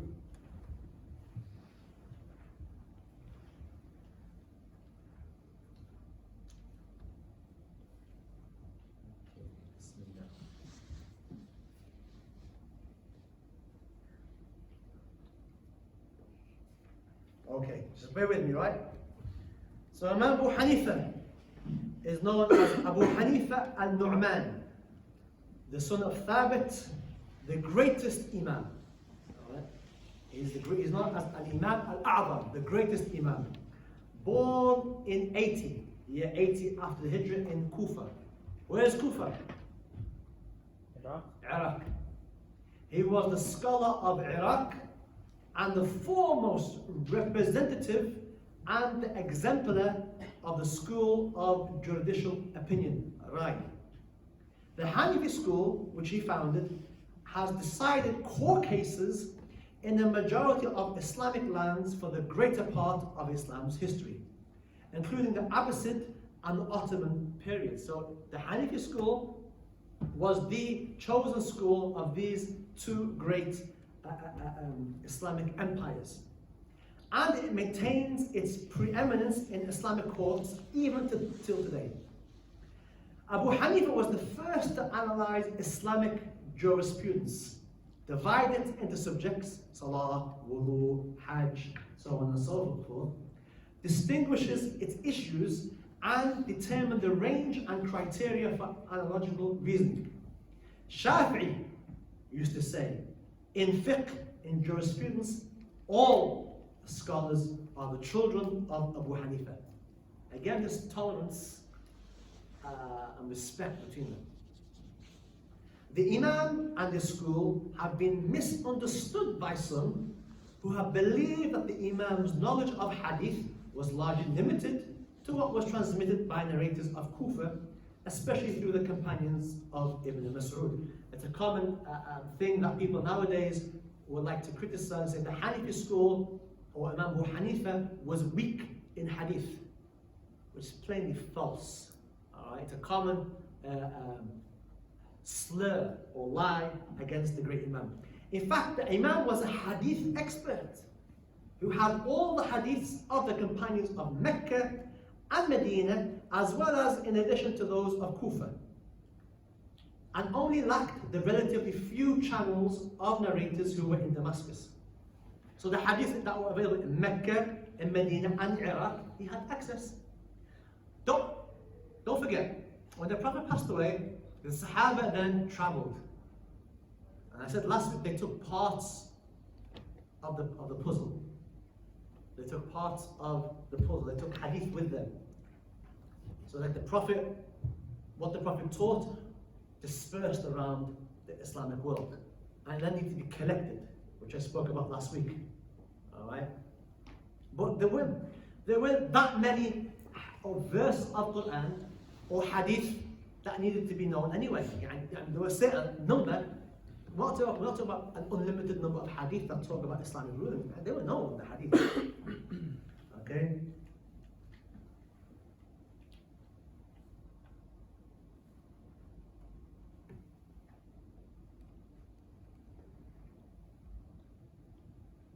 Nevertheless, the Imam was of an age that was plagued by hadith forgers, moved by his extreme piety to reject any hadith that he was not reasonably sure for its authentic classification. So despite Abu Hanifa being a hadith specialist, his school reflects a legacy of extensive use of analogy and deduction. With his legal brilliance, he was equally well known for his piety and his zuhd. And though he had wealth from a number of shops selling cloth, he was a businessman to which he made occasional rounds in superintending their managers. He devoted his fortune to helping students and researchers in Sharia. And many a scholar was to realize how much the Imam's financial help had meant when it was discontinued after his death. He shunned sleep at night. He left sleep at night. And some called him the peg. Why? Because his perpetual standing for prayer all night, often reciting the whole Quran in his rak'at at night. It is said he read the whole Quran in one rak'ah. The whole Quran in one rak'ah. He performed the Fajr prayer for 40 years with the wudu of Isha. I'll say that again. He performed the Fajr prayer with the wudu from Isha. Not for one night, because he stayed up all night. 40 years, which means he never slept. And would only sleep a short while between his noon and mid-afternoon prayer, between Dhuhr and Asr. And by the end of his life, had recited the Holy Quran 7,000 times in the place that he died. It was said that he died in prison. He was put in prison. And these Imams felt difficulty. And a sign of their sincerity is that people in their times, the political establishment in their times, turned against them. Because obviously, the political establishment wants to use you for a particular issue. And these Imams, no, this is Lillah, this is Allah and His Messenger. I'm not going to bow down because you want a particular fatwa for some political agenda. No. And they often found themselves put into prison. He would never sit in the shade of a wall belonging to someone he had loaned money, saying every loan that brings benefit is riba. He died in Baghdad in 150 years at the age of 70 years, leaving an intellectual and spiritual legacy that few have ever equaled. That's Imam Abu Hanifa. Imam Malik, I'll give you a short.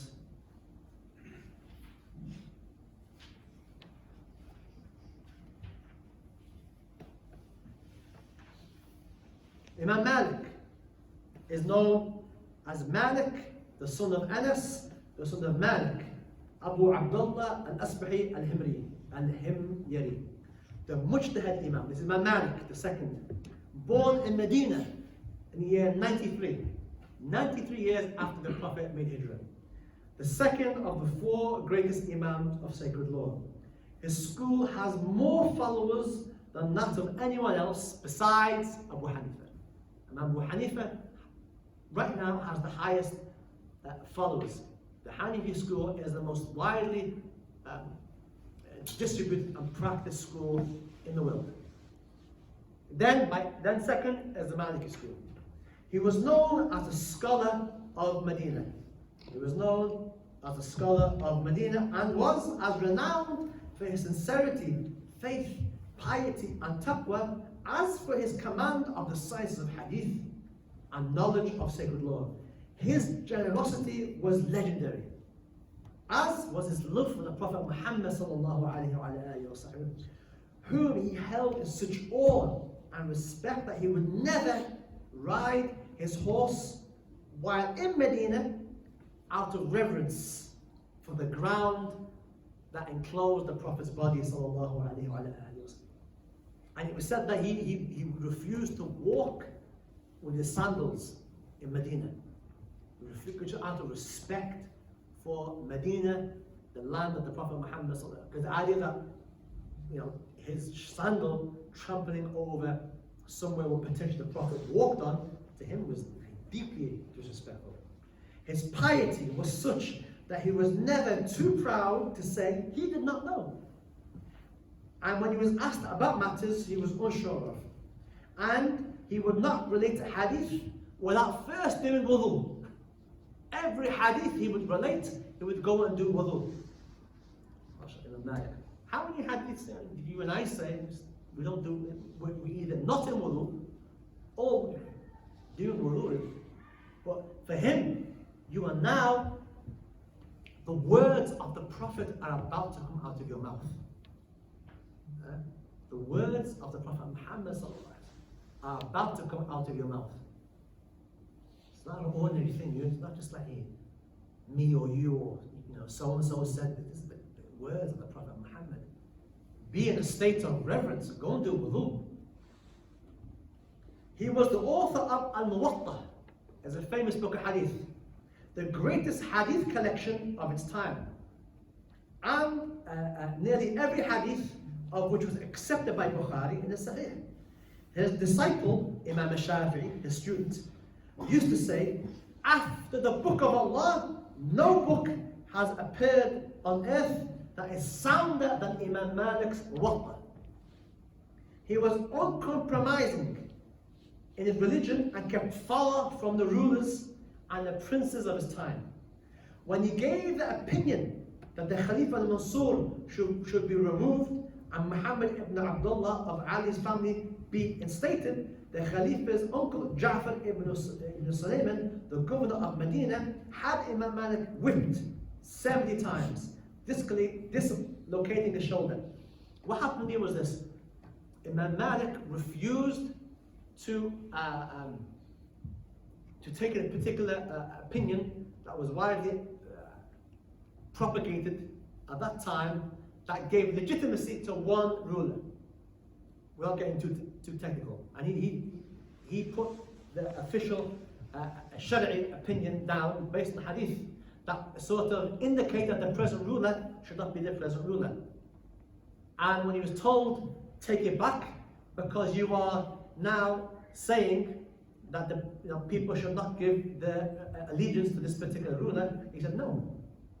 And because of that, he was whipped 70 times. And he said that he was placed on a horse backwards, which is a kind of a punishment back then, and he was whipped. And when he was in this particular situation, he would say to the people of Medina, I'm Imam Malik, you know me.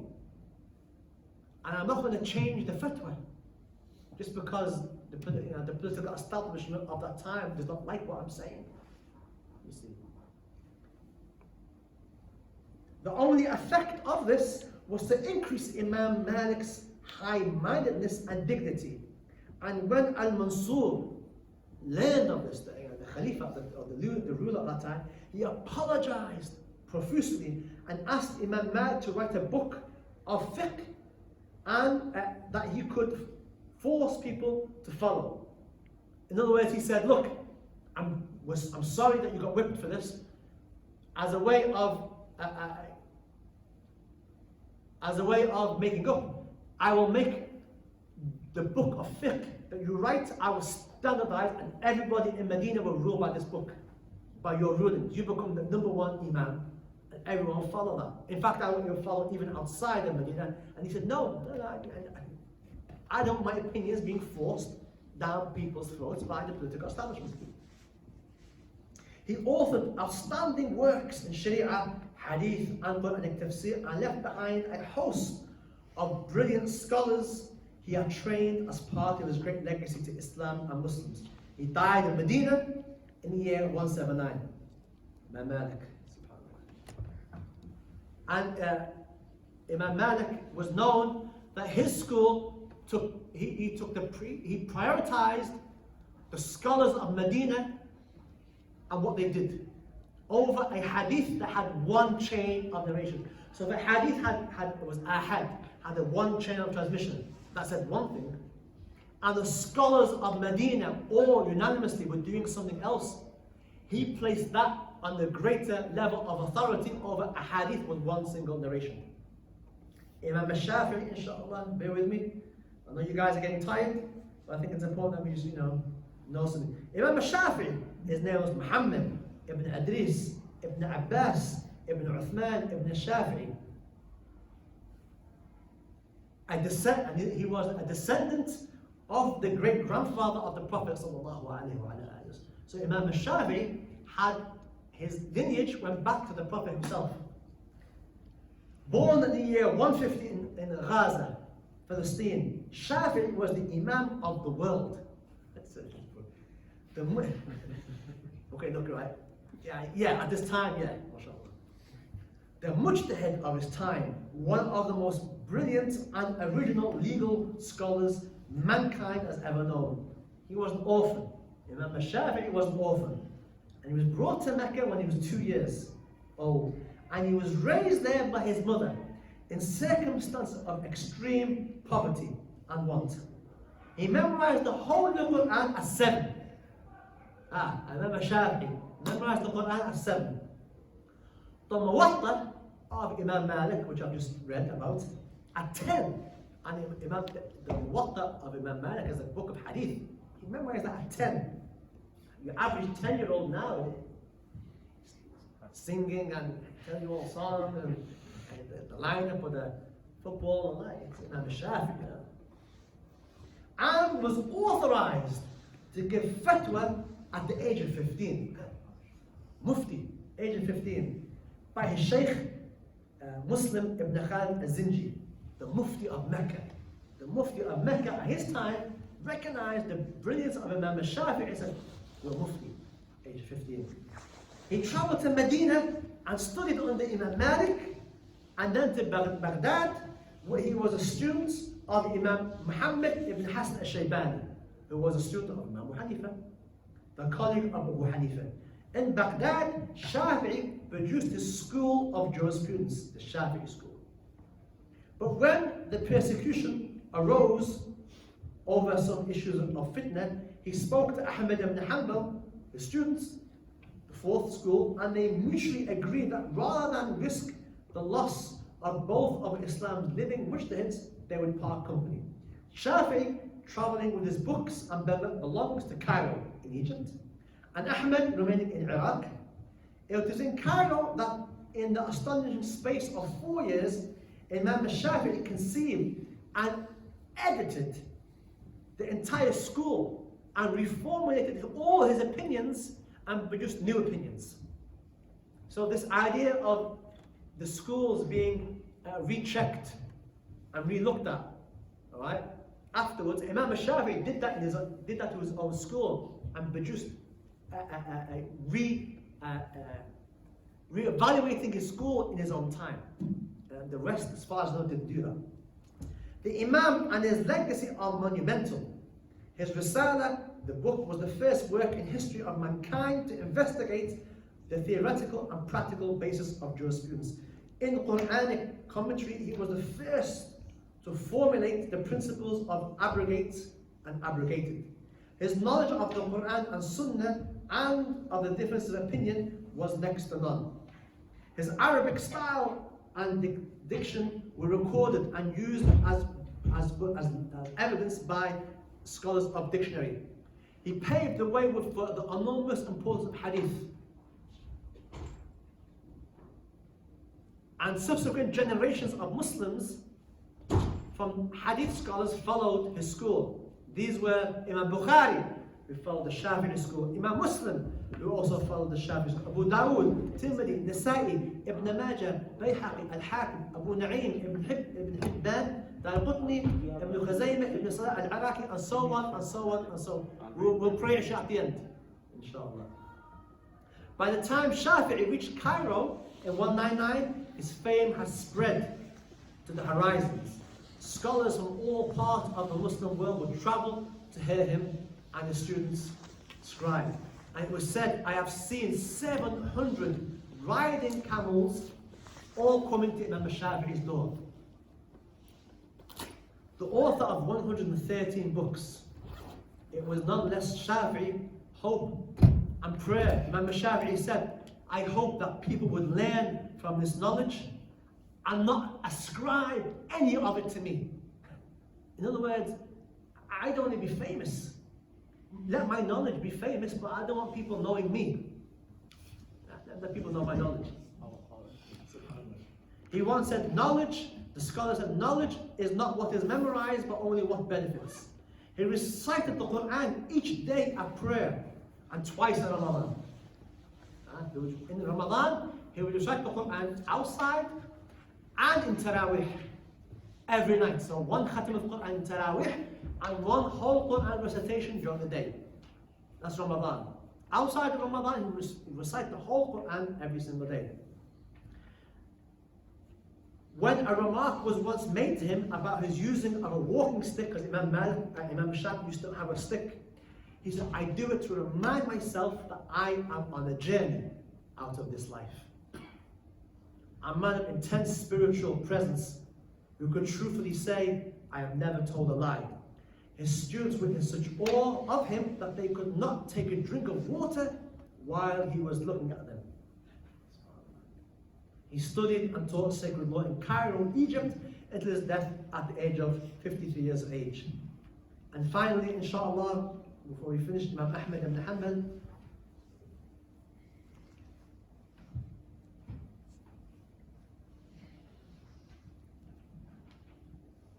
Ahmad ibn Hanbal, the Imam of Ahl Sunnah, born in year 164 in Baghdad, where he grew up as an orphan. Interesting, right? These were poor people. Oh, he was an orphan.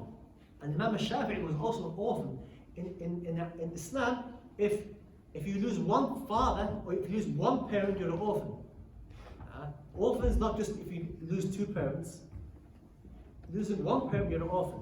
So Imam Ahmad was an orphan, where he grew up as an orphan in Baghdad. For 16 years, he traveled in pursuit. 16 years of knowledge of hadith. Kufa, Basra, Mecca, Medina, Yemen, Damascus, Morocco, Algeria, Persia, Khorasan, memorizing 100,000 hadith, 30,000 of which he wrote in his book. Let that sink in. Memorizing 100,000 hadith, of which 30,000 he put in his book. How much more left? Huh? 70,000 left. Imam Ahmad was among the most outstanding students of Shafi'i, who when he left Baghdad for Egypt said, in leaving Baghdad, I have left no one in it who's more fearing of Allah, more learning in sacred law, more pious, more knowledgeable than Ahmad ibn Hanbal. It's Imam Shafi'i. Yeah? Out of piety, Imam Ahmad never gave a fatwa while Shafi'i was Iraq. As long as Shafi'i was Iraq, didn't give fatwa. How can I give fatwa? My sheikh's here. Now look at the time now. People come and ask me questions, and if there's a group of people, 6 of them trying to give the answer.